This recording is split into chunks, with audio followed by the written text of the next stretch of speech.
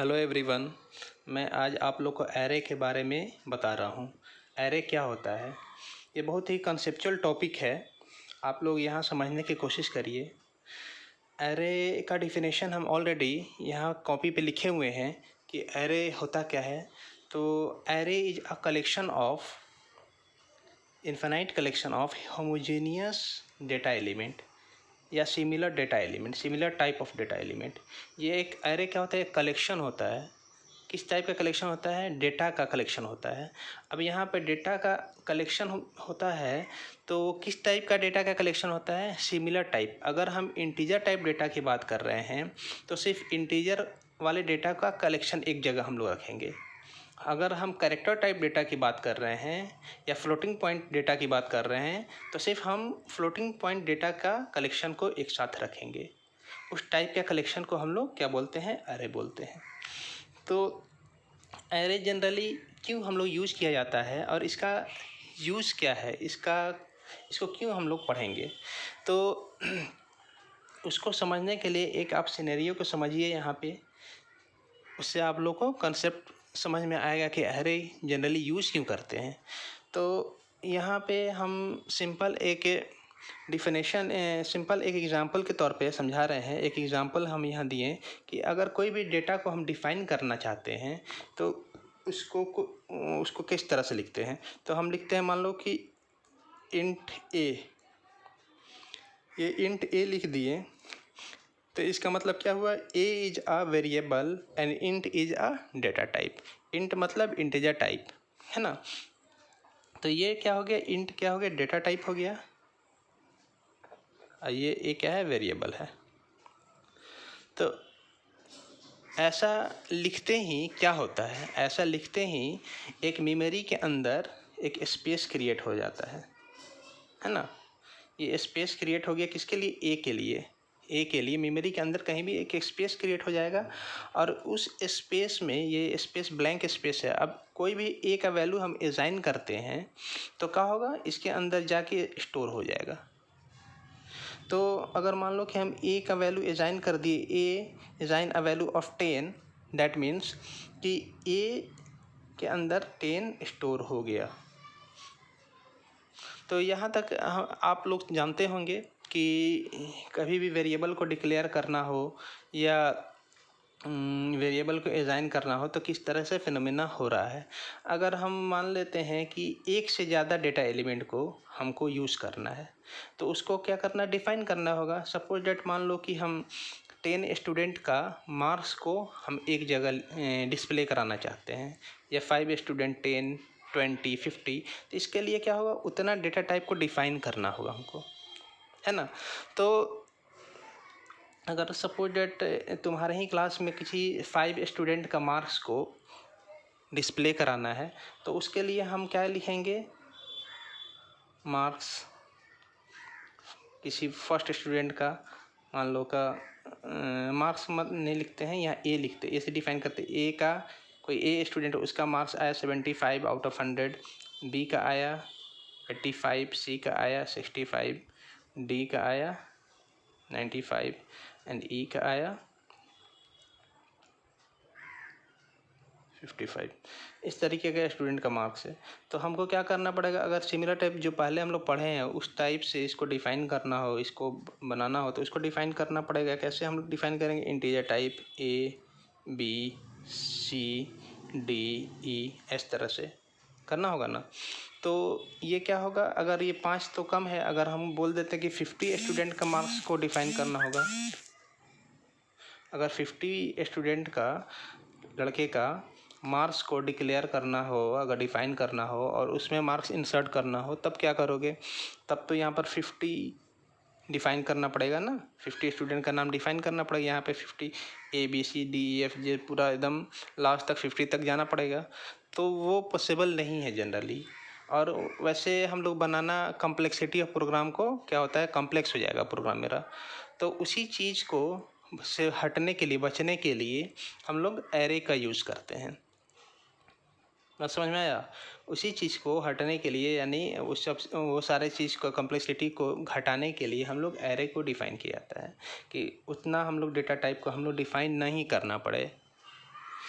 तो यहाँ पर देखिए आप लोग ये तो सिंपल आप एरे को समझाने के लिए बोले, तो किस तरह से वो एरे को हम लोग डिफ़ाइन करेंगे आगे चल के, और कितने टाइप का एरे होता है उसको अभी देखेंगे, और वहाँ पर समझेंगे कि किस तरह एरे को हम लोग डिफ़ाइन करते हैं, है ना।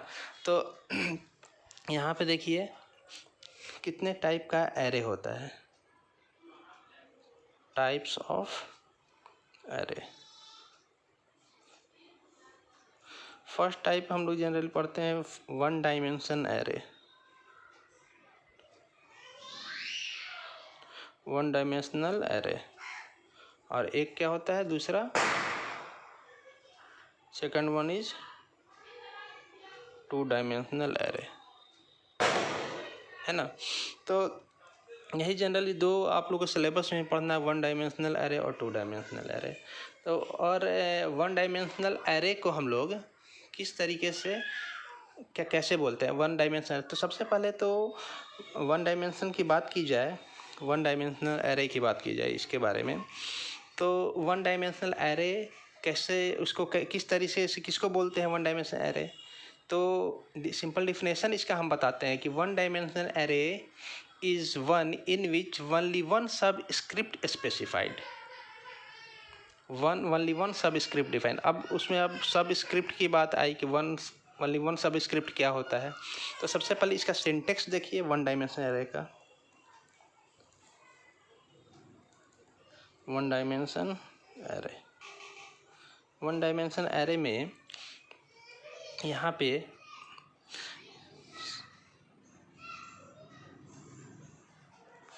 सबसे पहले हम लोग एरे को डिफाइन करेंगे। तो इस तरह से क्या, सबसे पहले इसका डेटा टाइप ये लिख दे, डेटा टाइप लिखते हैं सिंटेक्स में। फिर यहाँ पर एरे नेम लिखिए या वेरिएबल नेम लिखिए, वेरिएबल नेम। यानी यहाँ पे एक्सप्रेशन या साइज़, एक्सप्रेशन भी लिख सकते हो और साइज़ भी लिख सकते हो। इस तरीके से सिंटेक्स होता है ना। तो यहाँ पे जो हम लोग डिफ़ाइन करते हैं वन डायमेंशन एरे को, तो यहाँ पर डेटा टाइप लिख देते हैं। अब देखिए अब ये यहाँ पर डेटा टाइप क्या होगा, मान लो कि इसी चीज़ के बारे में हम लोग बात करते हैं। यहाँ पर 5 स्टूडेंट को मार्क्स को डिफ़ाइन करना है या 50 स्टूडेंट को मार्क्स को डिफ़ाइन करना है।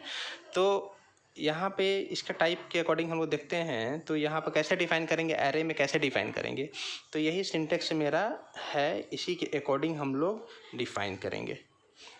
तो सबसे पहले हम लोग डेटा टाइप को लिखेंगे। डेटा टाइप क्या है, डेटा टाइप अगर हम यहाँ पर लिखते हैं तो डेटा टाइप मान लो कि ये नंबर मेरा स्टूडेंट का मार्क्स, स्टूडेंट कौन कौन है, ABCDE, ये 5 स्टूडेंट है और उनका मार्क्स है ये, है ना। तो वो सारा स्टूडेंट का मार्क्स को हमको डिफ़ाइन करना है। तो इसमें क्या होगा, डेटा टाइप हो गया। डेटा टाइप क्या हुआ, ये इंटीजर हो गया। और यहाँ पर वेरिएबल नेम, कोई भी वेरिएबल नेम, मार्क्स अगर हम स्टोर कराना चाहते हैं तो यहाँ पर मार्क्स लिख सकते हैं। अगर कोई मान लो कि कोई नंबर, ये नंबर स्टोर करा सकते हैं। यहाँ पर अपने अकॉर्डिंग तुमको जो दिल करे वहाँ पर यहाँ पे हम लोग लिख दोगे। तो यहाँ पर हम मान लो कि ये सारा नंबर है ना, तो ये नंबर स्टोर करना, तो यहाँ पर हम नम ले लिए या पूरा नंबर भी लिख सकते हो, जो दिल करे वहाँ पर। ये जो डिफ़ाइन तुम लोग करोगे उसी के अकॉर्डिंग तुम कोई भी प्रोग्राम में कॉल भी कर सकते हो। और यहाँ पर क्या है, ये साइज है, इसी साइज को हम लोग क्या बोलते हैं, सब स्क्रिप्ट। सब स्क्रिप्ट यहाँ एक सब स्क्रिप्ट है, यानी ये साइज बता रहा है कि कितना नंबर ऑफ स्टूडेंट का मार्क्स को इंसर्ट करना है। तो यहाँ पर तुम बोलोगे कि हमको 5 स्टूडेंट का नाम को इंसर्ट करना है, ये साइज हम बता दिए। अगर तुमको बोलना है कि अगर बोला जाए कि तुम्हारे क्लास में 50 स्टूडेंट है और उन सब का मार्क्स को इंसर्ट करना है किसी भी एरे के अंदर, तो तुम क्या करोगे, यहाँ पे इंटीजर टाइप नंबर और यहाँ पर 5 की जगह 50 कर दोगे यहाँ पे। तो जैसे ही हम यहाँ पे इंटीजर टाइप नंबर और यहाँ पर 5 लिखते हैं, तो क्या होता है, ऑटोमेटिकली एरे के अंदर, मेमोरी के अंदर एक साइज एलोकेट हो जाता है ना। इस तरीके के साइज एलोकेट होगा। जैसे कि पहले हम लोग बताते यहाँ पर इंटीजर टाइप ए लिखते थे तो एक मेमोरी के अंदर एक स्पेस क्रिएट हो जाता था। तो उसी तरीके से यहाँ पर हम लोग लिखते हैं इंटीजर टाइप नंबर और 5 लिखे या जो भी 5, 10, 50 जो भी लिखते हैं उतना लिखते ही यहाँ पर ऑटोमेटिकली क्या होता है, स्पेस क्रिएट कर जाएगा इस तरीके से। और यहाँ पर स्पेस जो क्रिएट होगा उस स्पेस के अंदर हम लोग किसी भी जो भी डेटा है, यहाँ पे जो भी तुम्हारा डेटा बच रहा है उस सारे को इंसर्ट इसके अंदर कराते हैं। तो वो कैसे कराते हैं उसका अलग कंसेप्ट है। तो ये चीज़ लिखते ही क्या होता है कि इतना मेमोरी के अंदर, तो ये क्रिएट, इसी चीज़ को क्या बोलते हैं हम लोग, एरे बोलते हैं। And the name of array क्या हो गया यहाँ पे, नम। जो ये नम क्या हुआ, नम हो गया, एरे का नाम हो गया। अब ये जो बॉक्स बना हुआ है इसको हम लोग क्या बोलते हैं, इंडेक्स वैल्यू, है ना। तो इस इंडेक्स वैल्यू यानी मेमोरी में कभी भी हम लोग जो भी पढ़ते हैं तो यहाँ पर 1 2 3 4 5 स्पेस क्रिएट हुआ है, लेकिन यहाँ पे इसको कॉल करना होगा, इसके अंदर हम डेटा को इंसर्ट करेंगे तो इसको हम लोग क्या करेंगे, इंडेक्स वैल्यू के अकॉर्डिंगली हमको इसको कॉल करना पड़ेगा। तब इंडेक्स वैल्यू इसको कौन सा इंडेक्स वैल्यू बोलेंगे, अगर यहाँ पर नम डिफाइन किए हैं तो नम ऑफ 0, ये 0 का पोजीशन हो गया। ये क्या हो गया, नम ऑफ 1, ये क्या हो गया, num of 2, num of 3 and num of 4, है ना। तो 0 से असाइन होता है, मेमोरी के अंदर 0 से स्टार्ट होता है और कहाँ तक जाता है, n एलिमेंट है तो n-1 तक जाएगा। तो 0 से स्टार्ट हुआ तो यहाँ पर अगर कोई एलिमेंट को इंसर्ट कराते हैं तो ये वाला एलिमेंट को इंसर्ट कराते हैं तो ये एलिमेंट आके यहाँ पे 75 85 65 95 एंड 55 इस तरीके से इंसर्ट करेगा। तो इसको हम लोग क्या बोलते हैं, इसमें इंसर्ट करेगा तो डायरेक्टली इंसर्ट नहीं करता, उसके लिए हम बताएंगे प्रोग्राम में कि किस तरह से इंसर्ट कराते हैं। तो इसको हम लोग क्या बोलते हैं, इंडेक्स वैल्यू, इंडेक्स वैल्यू। ये सब टर्म याद रखिएगा आप लोग, इसको इंडेक्स वैल्यू बोलते हैं। अब इस इंडेक्स वैल्यू से हम लोग, अब नम ऑफ 0 की मतलब नम ऑफ 0 बोला गया कि नम ऑफ 0 में कौन से, ये सब जो नंबर है ये ऑटोमेटिकली 0 इस पहले इसमें फिल होगा, फिर ये इसमें फिल होगा, फिर इसमें फिल होगा, फिर इसमें फिल होगा, ऐसे ऑटोमेटिकली फिल होगा, है ना। अगर हम बोलते हैं कि नम ऑफ 0 में, नम क्या है, नम क्यों लिख रहे हैं, नम मतलब कि यहाँ पर डिफाइन किए हुए हैं नम, इसीलिए यहाँ पर नम ऑफ 0। नम ऑफ 0 में इंडेक्स वैल्यू में कौन सा एलिमेंट है, तो यहाँ पर 75। नम ऑफ 1 में कौन सा एलिमेंट है, तो यहाँ पे बोलोगे कि 85। उसी तरीके से सारा एलिमेंट इसके अंदर इंसर्ट होगा। तो कभी भी कॉल भी करना होगा किसी एलिमेंट को तो हम कैसे करेंगे, इंडेक्स वैल्यू के अकॉर्डिंग करेंगे कॉल। बात समझ में आ गया यहाँ तक। तो ये क्या हुआ, इंडेक्स इसके बारे में बात हुआ कि 1 डायमेंशनल एरे के बारे में बात हुआ। अब हम आपको 2 डायमेंशनल एरे के बारे में बताएंगे नेक्स्ट वीडियो में। यहाँ तक कोई दिक्कत नहीं है हुआ आप लोग को, अगर कोई दिक्कत होगा तो आप लोग बताइएगा। Thank you.